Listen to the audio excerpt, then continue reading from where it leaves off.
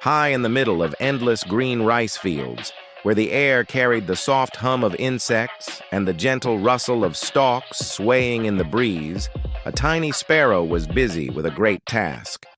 With her soft brown feathers and determined little beak, she gathered strands of straw, bits of grass, and twigs, weaving them together with patience and love.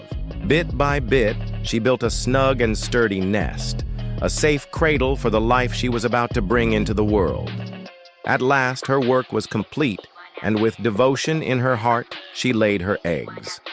Day after day, she sat patiently over them, her body warming their fragile shells, her spirit filled with hope for the future. And then one bright morning, the moment she had longed for finally arrived. The eggs cracked open, and tiny chicks emerged, fluffy, delicate, and full of life. The sparrow's heart swelled with joy. She dedicated herself completely to their care, flying tirelessly over the fields and woods to gather food, her wings carrying not just her small frame, but also the strength of a mother's love.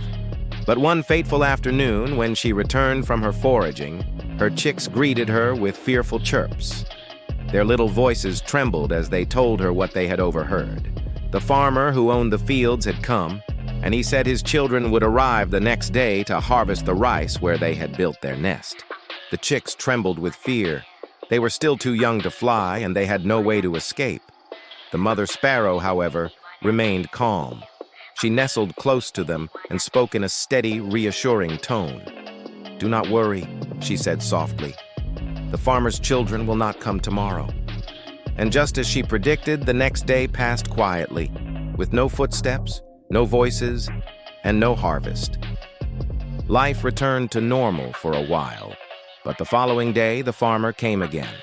This time, he said he would send laborers to harvest the rice. Once more, the chicks panicked, their tiny hearts pounding. Yet again, the mother sparrow soothed them.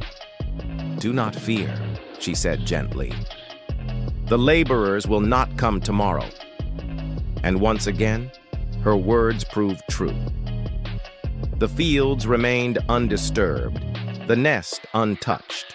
Days slipped into weeks, and each evening the sparrow returned to find her chicks growing stronger. Then one afternoon, the chicks chirped with a different kind of urgency. The farmer had returned, they said, but this time his words were different. He had vowed to harvest the rice himself the very next morning. The mother sparrow fell silent. For the first time, her calm gave way to unease. She turned to her chicks with firm resolve.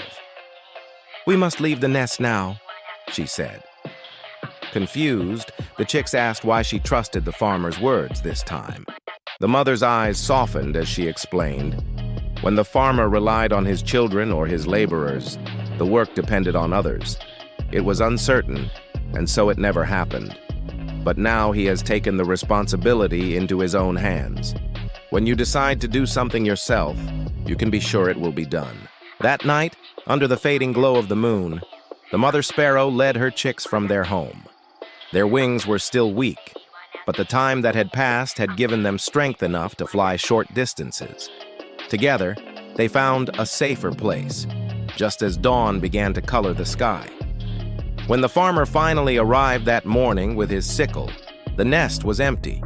The chicks were gone, safe and free. From that day, the young sparrows carried with them a lesson more valuable than any grain in the fields, the lesson of self-reliance. They had learned that while help may come and go, and while promises may be made or broken, it is only when you take responsibility for your own tasks that you can be certain of their completion.